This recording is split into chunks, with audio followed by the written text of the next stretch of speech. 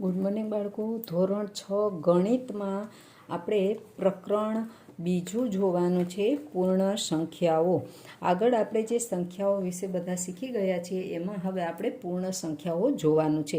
એ પૂર્ણ સંખ્યાઓમાં પહેલાંની સંખ્યા, પછીની સંખ્યાઓ વિશે તો આપણે શીખી જ ગયા છીએ, પણ અમુક સંખ્યા છે એની પહેલાં આવતી સંખ્યા કઈ આવે છે, એની પછીની આવતી સંખ્યા કઈ આવે છે એ આપણે શીખવાનું છે.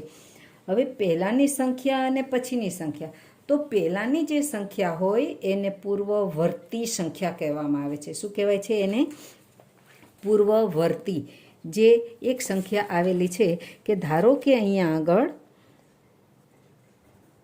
આપણે અહીંયા લખીએ કે પૂર્ણ સંખ્યાઓ.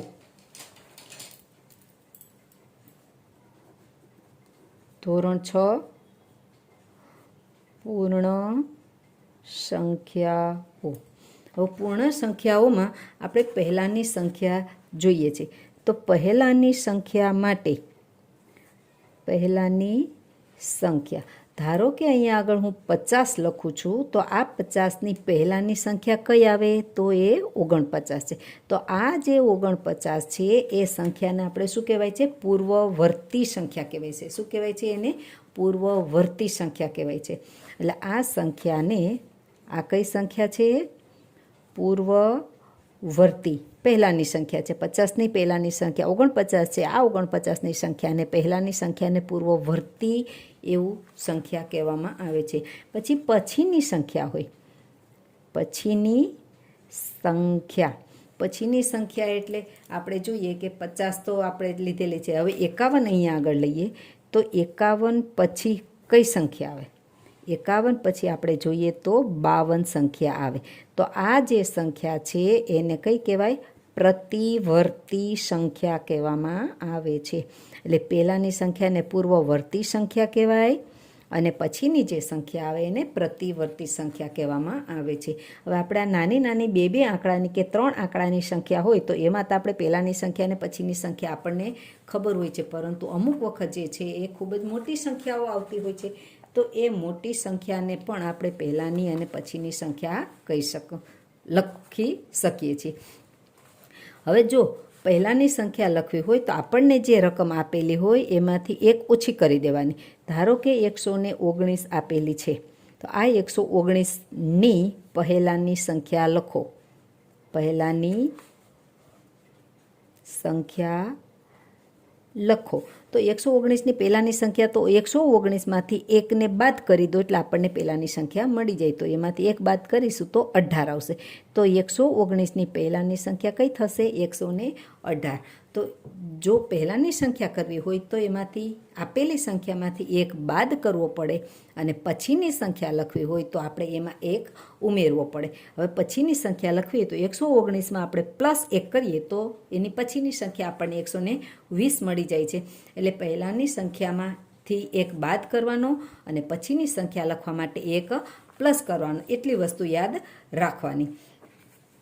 એટલે જો પહેલાંની સંખ્યા લખવા માટે આપેલ સંખ્યામાંથી એકને બાદ કરી દેવાનો, પછીની સંખ્યા જો લખવી હોય તો આપેલી જે સંખ્યા છે એમાં એક ઉમેરી દેવાનો. પછી એક સવાલ પૂછે કે શું દરેક પ્રાકૃતિક સંખ્યા એ પૂર્ણ સંખ્યા હોય છે? તો હા, દરેક પ્રાકૃતિક સંખ્યા કેવી હોય છે?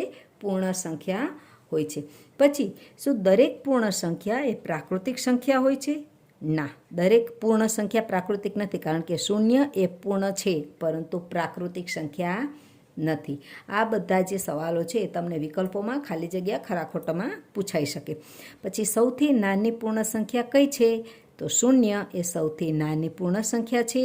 અને સૌથી મોટી પૂર્ણ સંખ્યા કઈ છે? તો દરેક સંખ્યાની પાછળની સંખ્યા મળે જ છે એ સંખ્યાઓ અનંત સુધીની હોય છે, એ અસંખ્ય સુધીની હોય છે. આપણે પહેલા ચેપ્ટરમાં આપણે શરૂઆત કરી હતી ત્યારે પણ આપણે જોયું હતું. હવે આપણે સંખ્યા રેખા વિશે શીખીશું. સંખ્યા રેખા વિશે આપણે પહેલા ચેપ્ટરમાં પણ જોયું હતું. તો એ જે સંખ્યા રેખા છે એ સંખ્યા રેખા કેવી હોય છે? કોને કહેવાય છે? તો સંખ્યા રેખા એક સાદી એવી સીધી લાઈન હોય, આને આપણે સંખ્યા રેખા કહીએ છીએ. તો આ જે સંખ્યા રેખા ઉપર આપણે એની અંદર સંખ્યાઓ દર્શાવી શકીએ છીએ.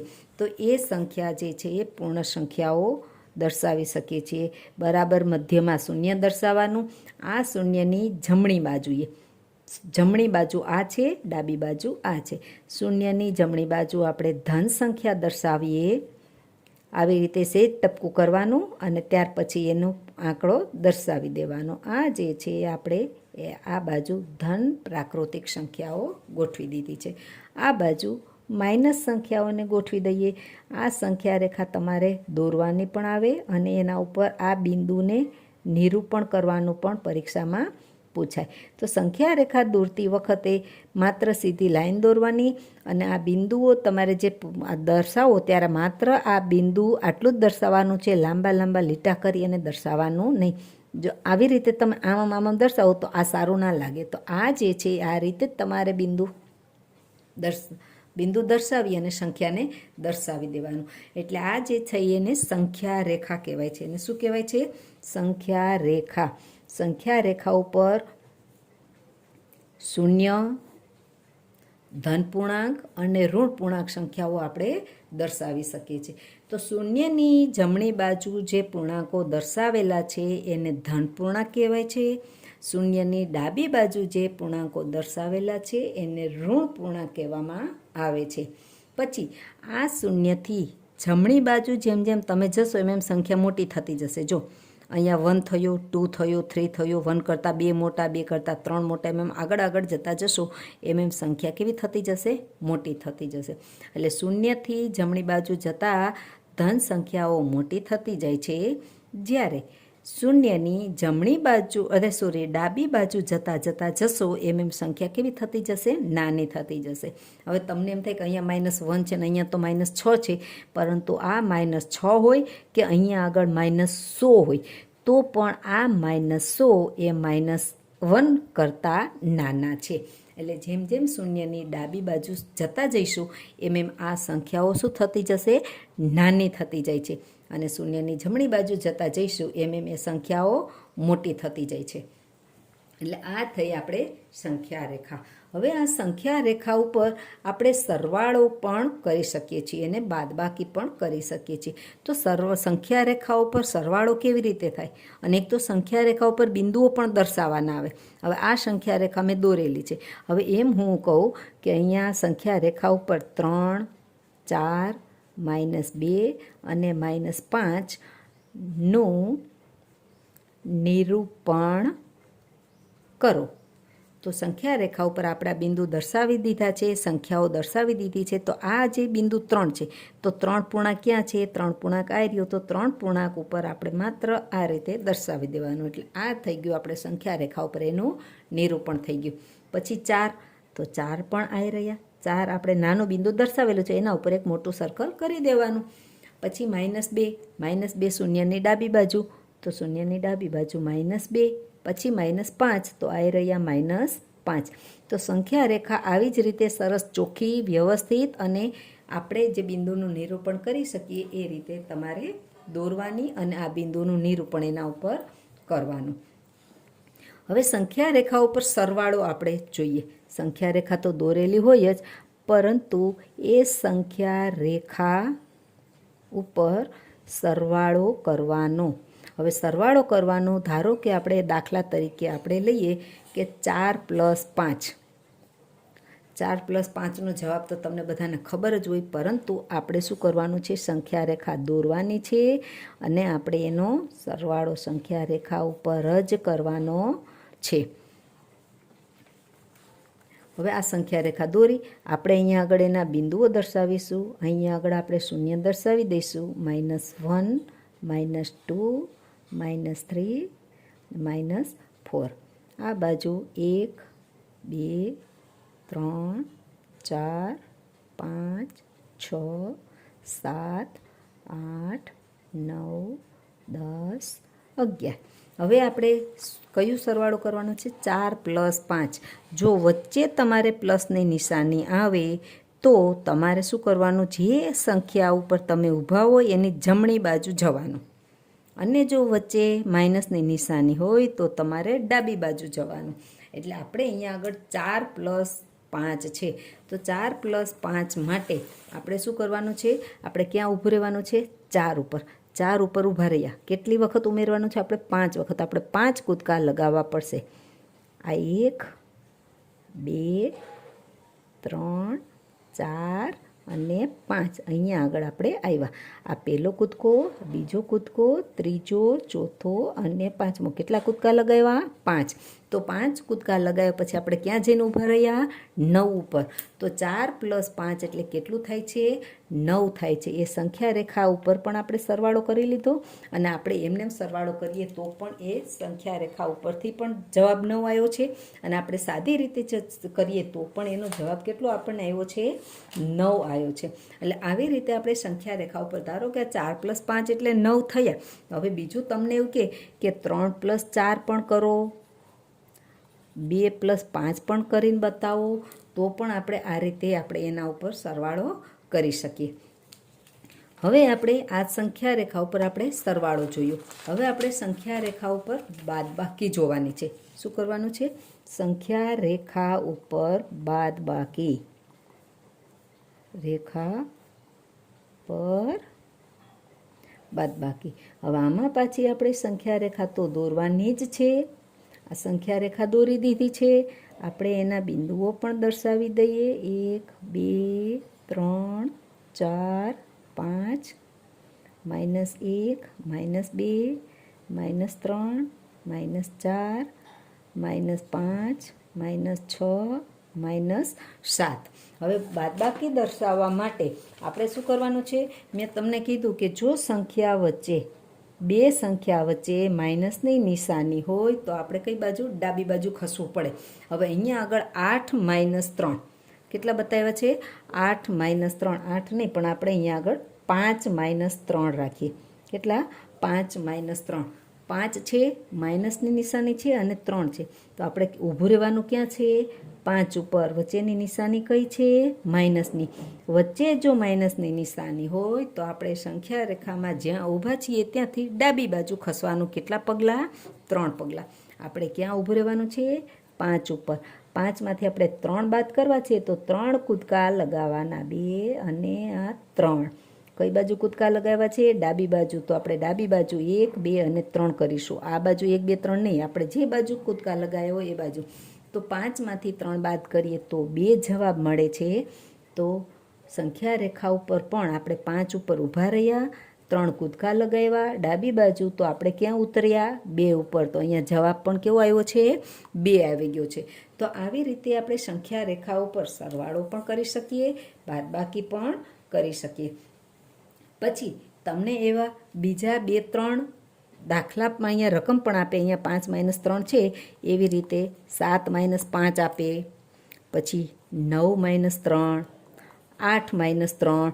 તો આ દરેકે દરેક તમારે સંખ્યા રેખા દોરવાની અને સંખ્યા રેખા દોરવાની. ઊભું ક્યાં રહેવાનું? પેલી સંખ્યા ઉપર ઊભું રહેવાનું.